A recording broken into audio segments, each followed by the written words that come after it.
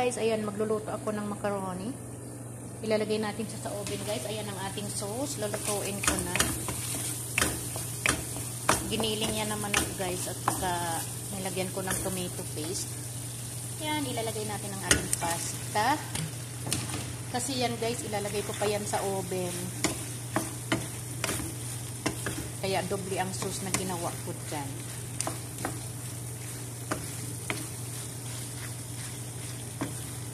Lagyan natin siya ng maraming cheese para creamy.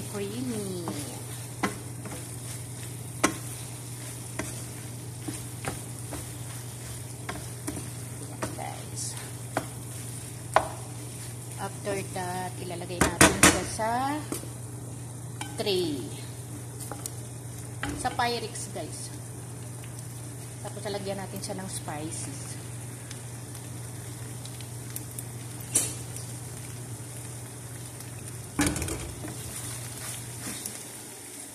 Lantar. Nih. Mati maminta to. Kumati ka lang may. Ito ang himak man. Ano mo, Fi? Alhin, ana sabi ako. Ayan guys, ilalagay na natin siya sa yan sa Pyrex natin ilalagay guys. Ayan. Tapos, lalagyan natin siya ng mga mga cheese. Iba-ibang klaseng cheese, guys. Tapos sauce. Ayan na siya, guys. Tapos lalagyan ko siya ng ng cheese. Iba-ibang klaseng cheese, guys. Mainit. Kaya ayan, nag-ano siya. Lalagyan natin siya ng iba-ibang klaseng cheese.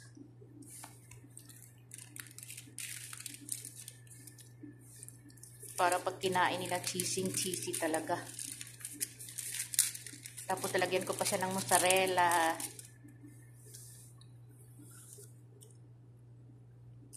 Malinis ang kamay natin guys, don't worry. Kailangan sa tagaluto. Hindi kasi ako sanay gumamit ng mga gloves. Kaya pag nagluto ako, nakakamay talaga ako guys. Tapos lagyan natin siya ng sauce. Yan ang ating sauce guys.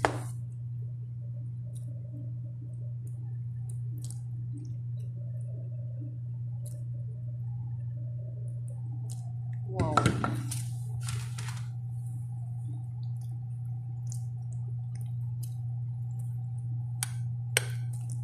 Pag naluto yan, grabe kasarap kasi dadagdagan pa yan natin siya ng maraming cheese.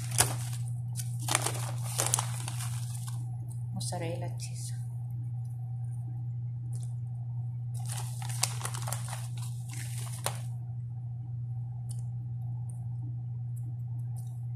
Siya guys. Tapos talagyan natin siya ng black pepper sa taas at saka olive oil.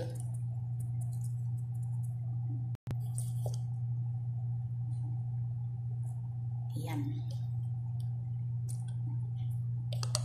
Tapos talagyan natin siya ng olive oil tsaka natin siya i-oven guys. Ayan na siya guys. Ilagay na natin siya sa oven. Huwag na natin lagyan ng takip para mag-melt ang ating macaroni. Yan. 10 minutes lang guys. Luto naman na yan siya. Yan lang guys. Mamaya pakita ko sa inyo kung paano maluto.